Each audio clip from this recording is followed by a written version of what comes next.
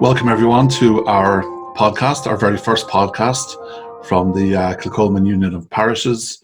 That's the Church of Ireland in Mid-Kerry. So we're talking about Castlemaine, Milltown and Killorglin.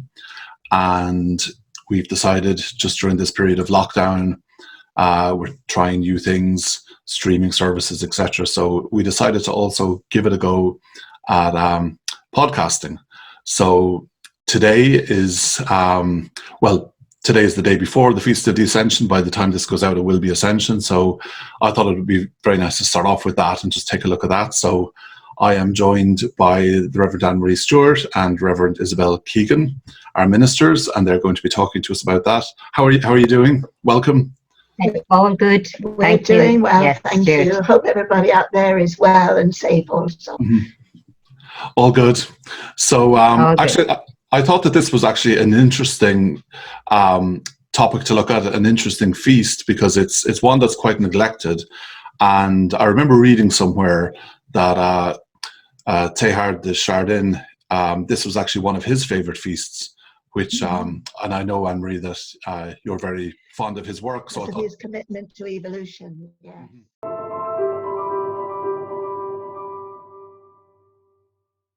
Maybe we could begin, Isabel, if you could actually just remind us of what the actual story is, what it's all about, for those of us who have forgotten it or don't know what it is in the first place. Yes. Well, I must confess to anybody listening or watching that last week we thought it was Ascension Thursday because we got muddled up with this lockdown business, a little out of touch with reality. But so when Stuart suggested that we look at the Ascension together, I began to think that I would like to begin with a statement and a question. William Barclay, the Scottish theologian, says that the Ascension will always remain a mystery. And for me, my question is that a statement a cop-out or a fact that the Ascension has to remain a mystery? And to help myself to decide the answer to my question, I looked again at the Gospel of Luke with soft eyes, or a letting go of my previously understanding of this Gospel passage. So it was a case of Ascension, which is always mysterious, but to look at it freshly. So in St. Luke's Gospel for Ascension Day, the evangelist gives us the most detailed account of the physicality of this event. However, I find even his details are a bit hazy in their finer details. But what we do know for certainty is that Jesus came to his group of friends when they were gathered in prayer. That's one fact out of the Gospel reading. He then opened their minds to the scriptures and told them that they were to be his witnesses. Frightened men and women, but they were to be his witnesses. And then he takes them physically from that room to Bethany, a place of happy memories with Lazarus, Mary, and Martha in the past. So he went back to a beautiful place. And then we're told he raises his hands and he blessed them. Now, when any of us are receiving a blessing, we usually bow our heads. And then when they looked up, all they saw were clouds. So for me, that's that moment of transition, but no fine details anywhere. So a bit of a mystery remains. So yeah, I know when I was a child, you hear these stories in school. You're going through when we get to this season. And, you hear that story, and the imagery as a child is, it can be quite simplistic. And it's something that, over the years, skeptics have had a bit of a go at this, the idea of the Ascension, kind of a rocket man shooting off from the Mount of Olives. Yeah. And, I saw one person say, years ago, it's like, well, if Jesus was traveling at the speed of light, like he wouldn't even be outside of the galaxy yet. Like, so this is just a nonsense image, and it's very simplistic. They've been busy doing the mathematics. Yeah. So, in the one sense, if we just had this, this literal simplistic imagery and we just left it at that, there would definitely be something of a puzzle. But and it would be a great puzzle to me then why somebody like Teilhard de Chardin would put such great stock into this feast day.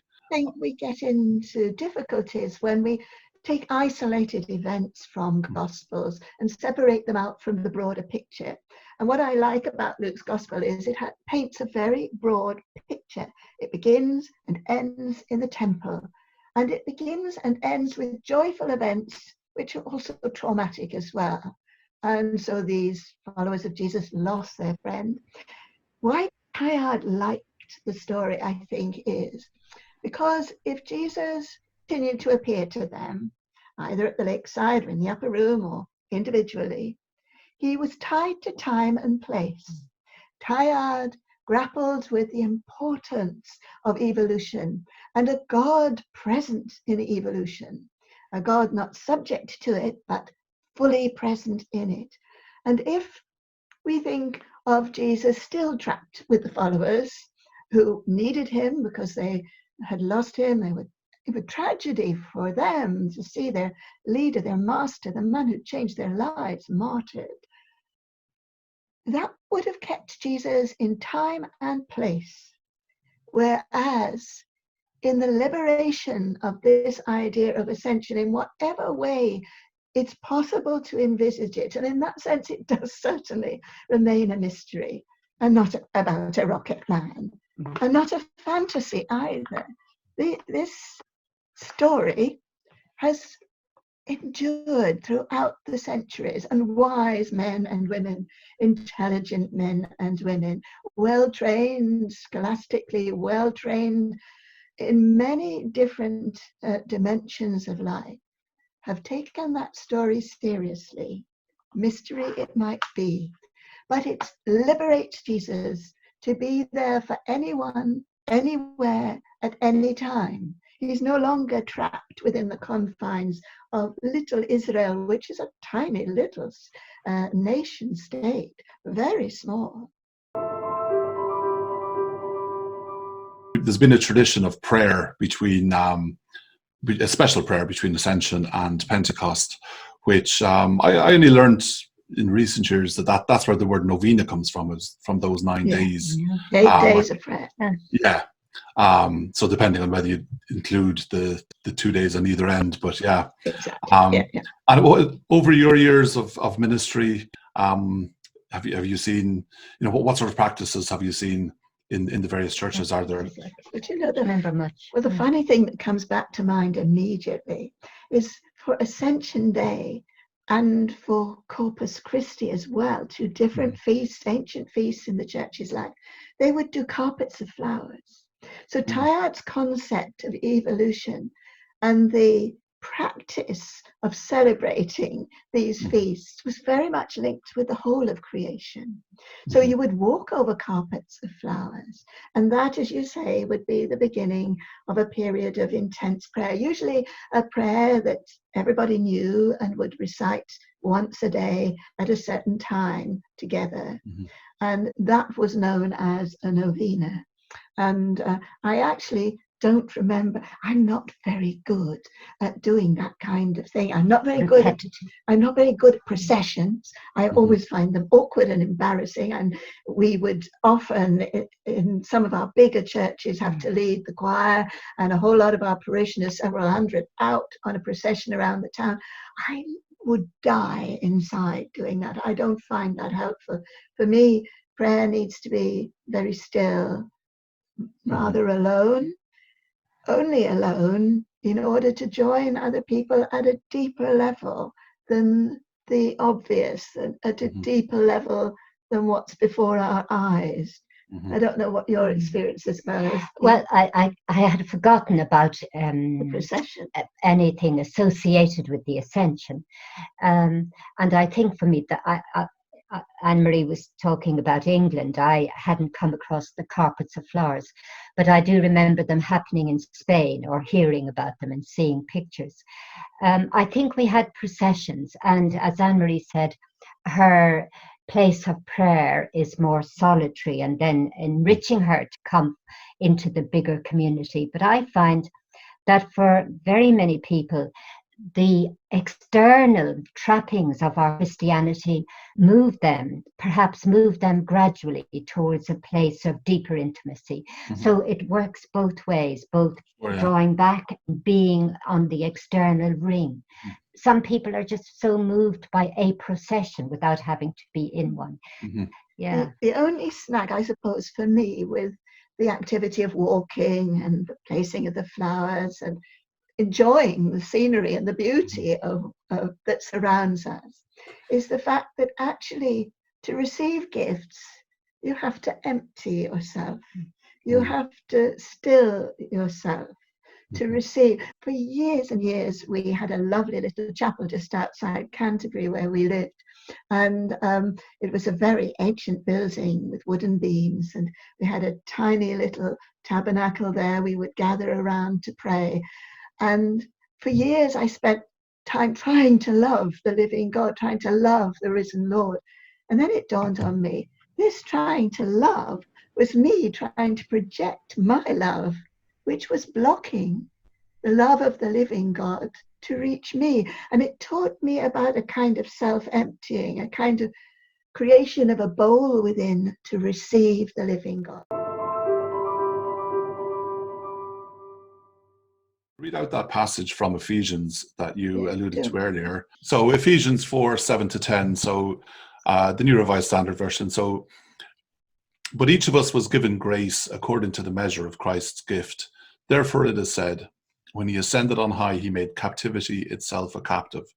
He gave gifts to his people. When it says he ascended, what does it mean but that he had also descended to the lower parts of the earth? He who descended is the same one who ascended far above all the heavens so that he might fill all things. And I just added in there verse 10, translated from the Weymouth translation, which I thought was particularly nicely put. And that reads, he who descended is the same as he who ascended again far above all the heavens in order to fill the universe. There might be another hidden gift there. When you just read that passage from Ephesians, I suddenly saw something else that I think Tyard would have seen as well. We sometimes think, artificially, I believe, of heaven, earth, and hell. And this business of ascending and descending has often been understood within the Church of God as Jesus descending to hell. And what does that mean? It sort of removes the boundaries between heaven, earth, and hell. And as I thought about that, I remembered an old friar, a great friend of mine, dead now sadly, only a couple of years ago, who said, we do have to believe in hell. We do not have to believe there is anybody there. And I've never forgotten that. Never. So much of the damage that we do to one another, which it's so easy to apportion blame to a devil or evil. In fact, it's ourselves that damage one another, nobody else. And Jesus can ascend and descend between all those facets of what it is to be a human person. And for me, kind of resurrects those who we would like to condemn to hell, those we want to put into heaven, and all the rest of us stuck in the middle somewhere. Those artificial boundaries make no sense in Tyard's world. Oh, nor in mine. And nor in the author of Ephesians, be it Paul or whoever it was, it would seem. I mean, that's a very strong statement to fill all things. That's the purpose of the ascension. And very much real for the Celtic theologians who believe that we have forgotten who we really are. We've forgotten how much we're loved. We've forgotten how beautiful we are. We've forgotten how gifted we are, these multiple gifts that we have been given. And we need to unpack. Until we unpack them, they don't become real for us. And the Celts, therefore, did not believe in original sin, as I do not either. They believed that that pulled God down, made God less than who God is.